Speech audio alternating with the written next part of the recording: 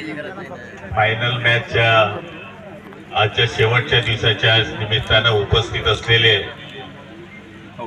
आदरणीय मनोज पाटील सर, सगळ्यांचं नाव घेण्याची इच्छा आहे पण सगळं सन्मानण्याची व्यासपीठाची माफी मागून सन्माननीय व्यासपीठ आयोजन करणारे सगळे माझे आयोजक, तरुण मित्र, बंधू भगिनी आणि मित्रांनो, प्रथमतः मी आयोजकांचे आणि तरुण मित्रांचे खूप अभिनंदन करतो की त्यांनी जळगावच्या ऐवजी चोपडा हे ठिकाण निवडलं.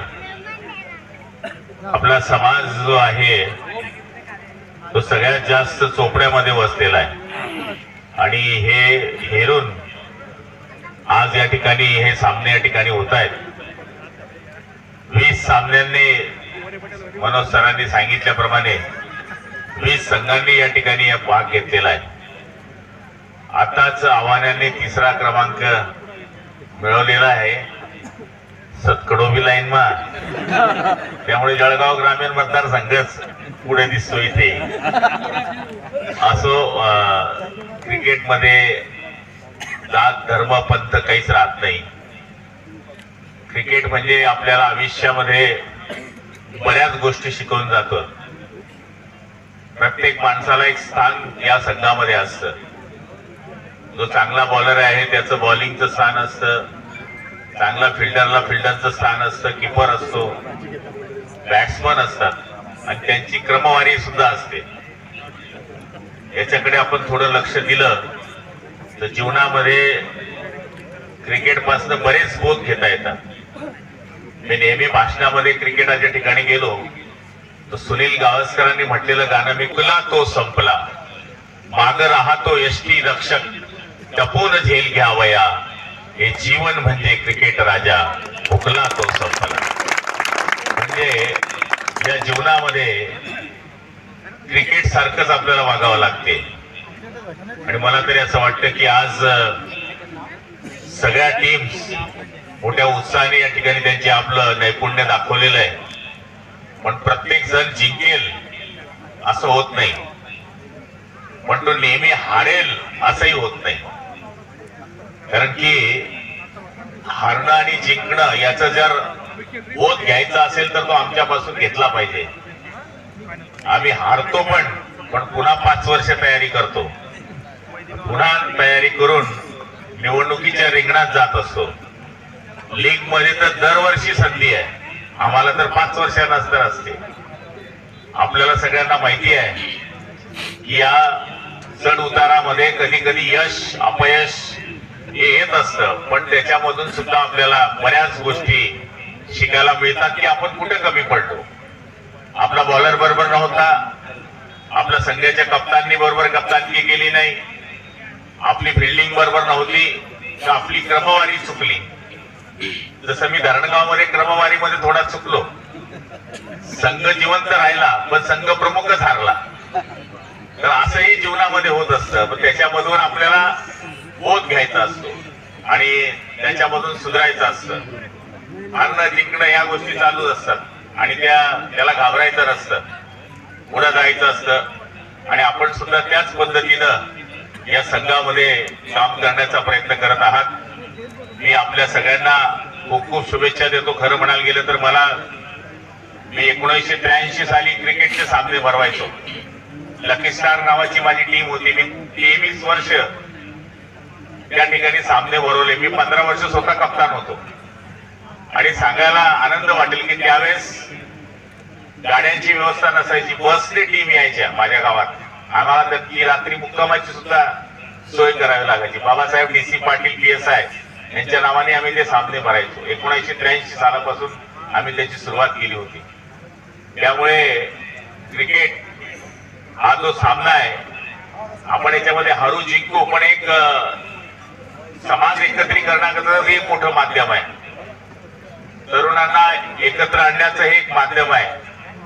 या निमित्तानं ईर्ष्या निर्माण होते आणि मला असं वाटतं की हे होत असताना आपल्या सगळ्यांच्या मनात हाच विषय असेल की काही काय म्हणत असतील आता गावामध्ये, तो सुनील गावस्कर येणार आहे, म्हणजे असंही म्हणणारे बरेच लोक आहेत.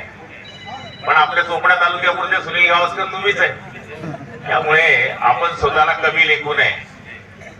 असं म्हणायचे शिवसेना प्रमुख नेहमी सांगायचे की माणसामध्ये काही आलं तर माजायचं नसतं आणि काही केलं तर लाजायचं नसतं. त्यामुळे आपल्याला सगळ्यांना मी हीच विनंती करणार आहे की आज या सामन्यांमध्ये जे संघ जिंकतील त्यांना तर शुभेच्छा आहेच, म्हणजे हारतील त्यांना पुढच्या वर्षाचं बेस्ट ऑफ लक आजपासून आहे. आणि बऱ्याच टीम ह्या गावाच्या नावाने पण मिक्स आलेले आहे.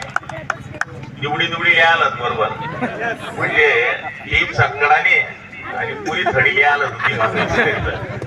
त्यामुळे बरोबर निवडून आमच्या अजय दादाने पण तेच केलेलं आहे. म्हणजे सांगायचा अर्थ असा आहे की याच्यामध्ये आपल्या मधले गुण काढता येतात, याच्यामध्ये आपल्या मुलांमध्ये काय चुना काही ते काढता येते.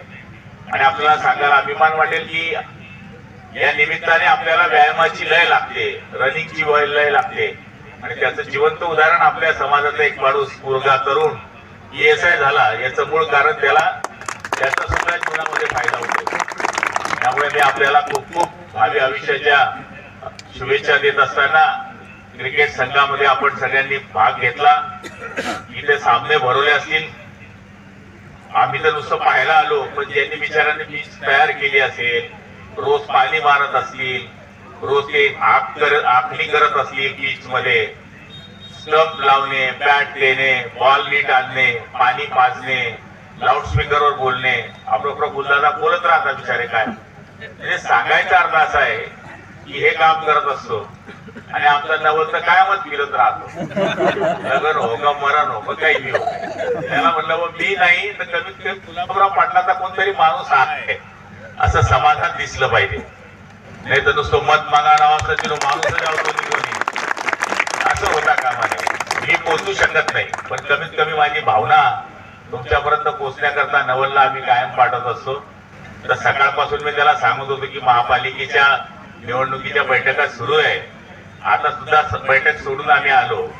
मग त्याचे जवळपास 7-8 वोट त्याला म्हणलं 100% या समाजामुळे मला आशीर्वाद कायम मिळत असतात. चोपडा एका आव्हानावर एक आव्हान केलं तर चोपडा गाडी पलटी करतात. त्यामुळे मला चोपड्याचा खूप अभिमान आहे. घालू कपडा आणि चलो चोपडा हे आपण नेहमी म्हणत असतो. तर याचा अर्थ हाच आहे की जसं तुम्ही मला प्रेम करतात तसं मी सुद्धा तुमच्यावर प्रेम केलं पाहिजे. म्हणून तुमचं प्रेम मला इथं ओढून आणलं. आपण माझा खूप मोठा सत्कार केला.